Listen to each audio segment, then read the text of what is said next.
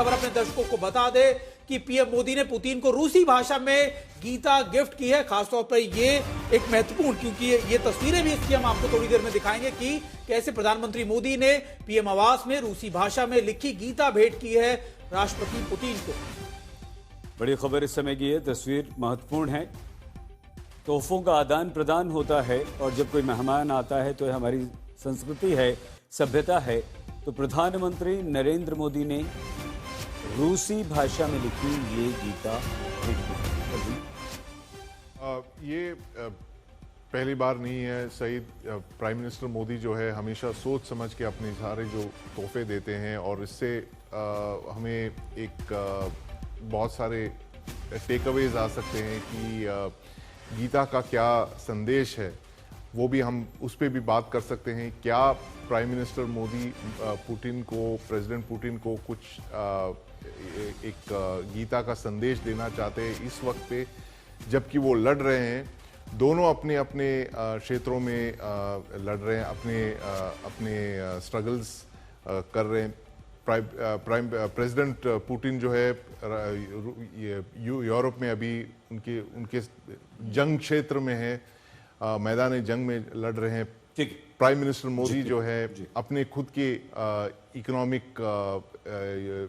जंग में लड़ रहे हैं यूनाइटेड स्टेट्स के साथ टैरिफ्स के तौर पे। तो दोनों जो लीडर्स हैं अपने अपने जो है जंग लड़ रहे हैं और इसमें हो सकता है गीता का जो संदेश है जी बिल्कुल दोनों उनके काम नेता बिल्कुल आपस में बात कर सकते हैं इस बारे में। बिल्कुल। शर्मा सर, आप सुमित के सवाल का जवाब दीजिए, लेकिन सर हम समाप्ति की तरफ बढ़ रहे हैं। 1 मिनट आपके लिए। पूर्णिमा जी आपसे समाप्त करेंगे। सर, ये युद्ध का संदेश तो बिल्कुल नहीं है, ये शांति का संदेश है गीता जो भेंट की है।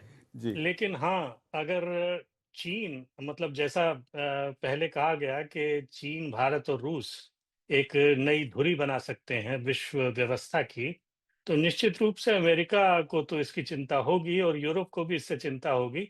लेकिन भारत को भी कोई ये सहज रूप से स्वीकार नहीं करना चाहिए, क्योंकि चीन, अगर यह तो कुआं और खाई वाली बात है, अगर अमेरिका धुरी था तो भारत के लिए अच्छा नहीं था, और अगर चीन जो है विश्व शक्ति की धुरी बनता है तो और भी खराब है।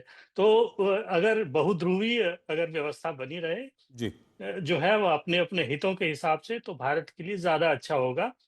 जहां तक भारत और रूस के व्यापार का चीन पर फर्क पड़ने की बात है, 115 बिलियन का निर्यात चीन जो है वो रूस को करता है और भारत जो है कुल 5 बिलियन का करता है, तो उससे क्या फर्क पड़ने वाला है। भारत के जितना भी व्यापार आगे बढ़ जाए, चीन को उससे कोई फर्क नहीं पड़ेगा।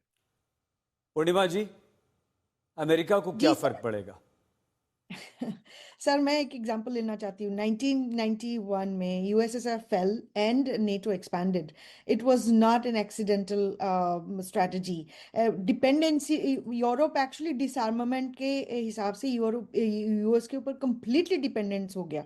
अब यूनाइटेड स्टेट्स की बेसिस हो, मिलिट्री इक्विपमेंट हो, मिसाइल्स हो, जेट्स हो, everything was provided to NATO. NATO is American power, and that's exactly what is we are witnessing today. कल की न्यूज में मैंने देखा है कि नेटो के जो टॉप folks है, they're actually saying they're going to spend 1 billion per month in Ukraine to fight Russia. किसके लिए? पहले जब एक्सपैंड कर रहे थे तब रशिया आपका दुश्मन था ना, चाइना दुश्मन था ना India. It's the same thing, sir, with India also. India has been surrounded by all these regime changes.